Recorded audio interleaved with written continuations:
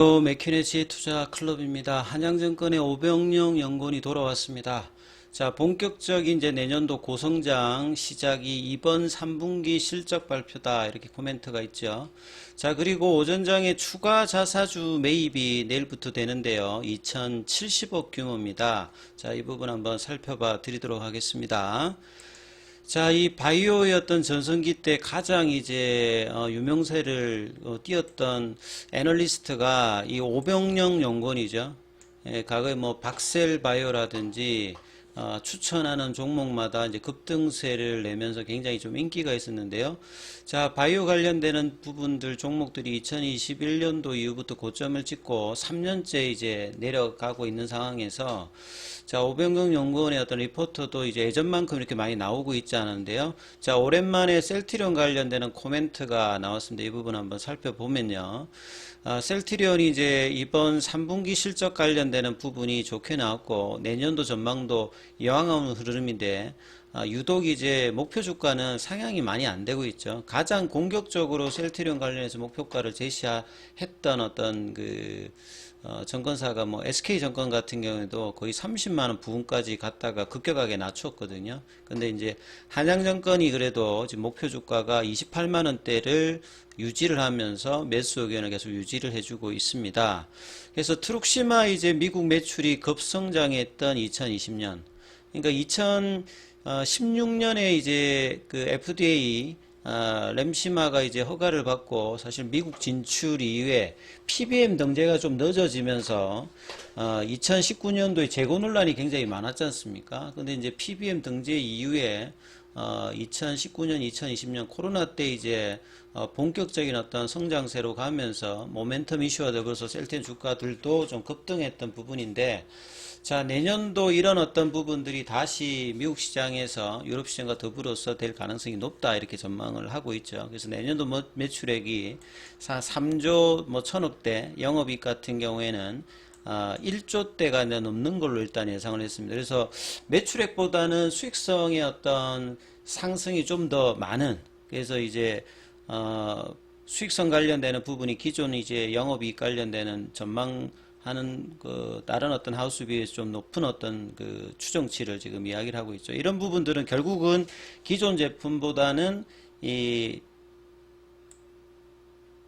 램시마 SC, 진펜트라 관련되는 부분이라든지 유플라이마 관련되는 부분의 성과가 어떻게 나오냐가 가장 일단 중요하겠죠.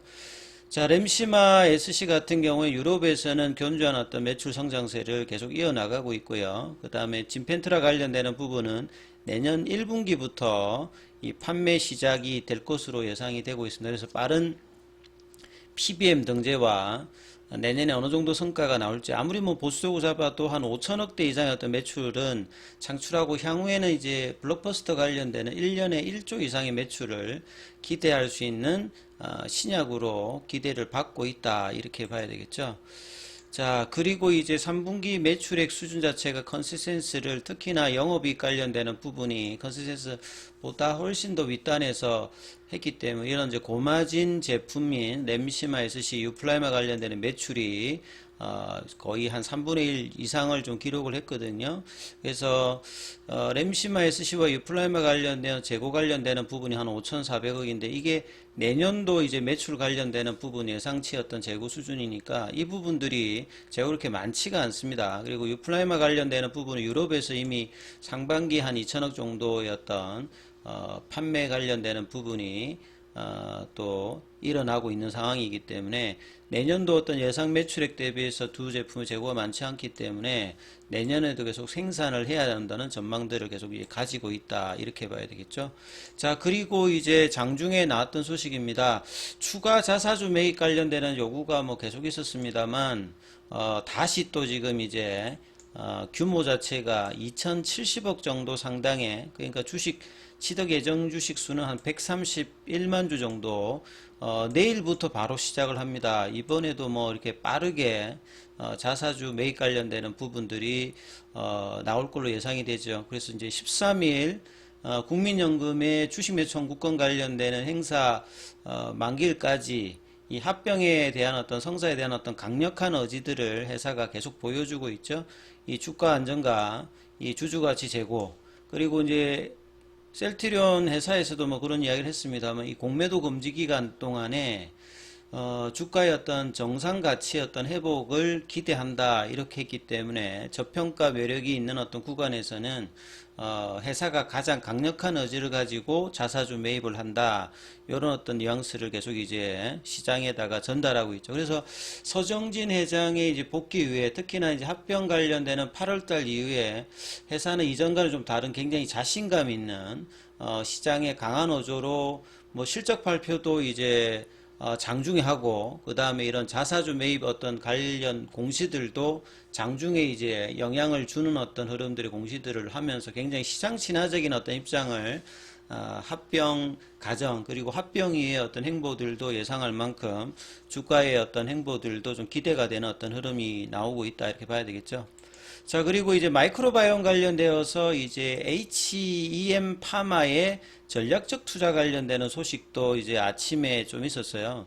그러니까 셀트리온의 이 오픈 이노베이션 관련되는 부분, 그러니까 신약 개발 관련해서 가장 빠르게 할 수 있는 방법이 자체적으로 개발하고 시간을 보내고 하는 것들은 너무 이제 비효율적이라는 판단 속에서 여러 이제 플랫폼, 다양한 모달리티, 그리고 전략적 투자까지 병행하면서 빠른 성과를 낼 수 있는 어떤 흐름으로 계속 이제 이 부분들을 진행을 하고 있습니다. 그래서 오픈 이노베이션 관련되는 부분에서 기존의 마이크로바이옴 관련된 부분에서도 뭐 고바이오랩이라든지 바이오미 이런 데도 이제 공동개발 관련되는 부분이 있는 상태에서 자 어제 이제 이사회를 개최하고 난 다음에 7일 오후죠. 이 EM 파마 여기에서 이제 7일 오후에 이사를 열고 여기도 보면 이제 코스닥 상장 관련되는 부분 기대가 있는 회사인데요. 운영자금을 조달하기 위해서 50억 상당의 이제 3자 배정 유상증자를 실시했는데 여기 3자 배정이니까 회사 지정하는 거죠. 예. 그래서 셀트리온 여기에 들어가 있습니다. 규모는 뭐 10억 대니까 그게 큰 부분은 아닌데 이 기존의 이제 마이크로바이옴 관련해서 고바이오랩, 리스큐, 그 다음에 바이오믹이 세 곳 말고도 추가적으로 이제 이 HEM 파마의 유상증자에 또 참여하는 전략적 투자자입니다. 전략적 투자자는 단순히 이제 돈만 투자하는 재무적 투자는 달리 서로 이제 상호간에 이익을 추구하는 형태로 가기 때문에요. 상당히 뭐 이 셀트리온 입장에서는 전략적인 의도를 가지고 이제 유상증자에 참여한다 봐야 되겠습니다. 그래서 오픈 이노베이션 관련되는 부분에서 여러 모달리티 기존에 이제 그 셀트리온이 잘했던 바이오시밀러 관련된 항체 치료제에서 그 시너지 효과가 나올 수 있는 그래서 경구용으로 제형을 변경한다는 부분과 그 다음에 자신의 약물들을 이용할 수 있는 모달리티의 이중항체 뭐 ADC 그 다음에 항체 신학도 이제 뭐 들어가 있고요. 그 다음에 이제 마이크로바이옴 관련된 부분에서는 여러 회사들과 연구개발을 하고 있고 그 다음에 이제 이번에 지분 투자까지 또 들어가고 있고요. 뭐 항암 바이러스라든지 바이오마커까지 헬스케어까지 해서 전방위적으로 이렇게 투자를 하고 있습니다. 작년도에 고바이오랩, 올해 2월 달에 리스큐. 그래서 이제 이 마이크로바이옴 관련되는 부분들은 초기 이제 시장이기 때문에 여기에 여러 업체들의 공동개발과 지분 투자를 같이 이제 섞어서 해나가고 있다 이렇게 봐야 되겠죠.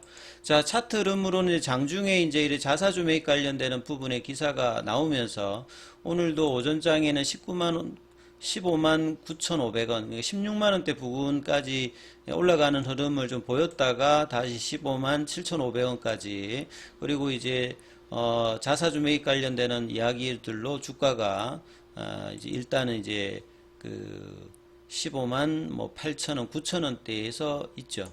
그래서 어제도 사실은 이제 볼린저 밴드 상단 태깅을 하면서 5일 전 그 지지를 받으면서 움직이니까 견조합니다. 그래서 자 흐름 자체가 일단 나쁘진 않고 수급상에서도 살펴보시게 되면 오늘도 프로그램 쪽은 일단 매수세가 일단 외국계와 더불어서 들어오고 있기 때문에 수급 개선이 계속 나오면서 5일선 지지를 받으면서 볼린저 밴드 태깅을 3일 동안 일단은 하고 있죠. 그래서 양봉 이후에 이전에는 이제 어처구니 없이 이렇게 그냥 힘없이 다시 돌림의 흐름이 나왔습니다만 이 공매도 금지 기간 동안에는 주가 어제에 대한 어떤 회사의 강력한 어떤 흐름과 수급이 나쁘지 않기 때문에 자 이런 부분들의 영향을 받으면서 주가가 결과적으로는 이제 16만 원대 중반 가격 이 옵토마렉스 관련되는 이슈가 있어가지고 빠졌던 이 자리의 어떤 회복이 된다라고 하면 바닥권 탈출의 어떤 시그널이 나올 수 있는 어떤 가격권입니다. 그래서 장기적으로는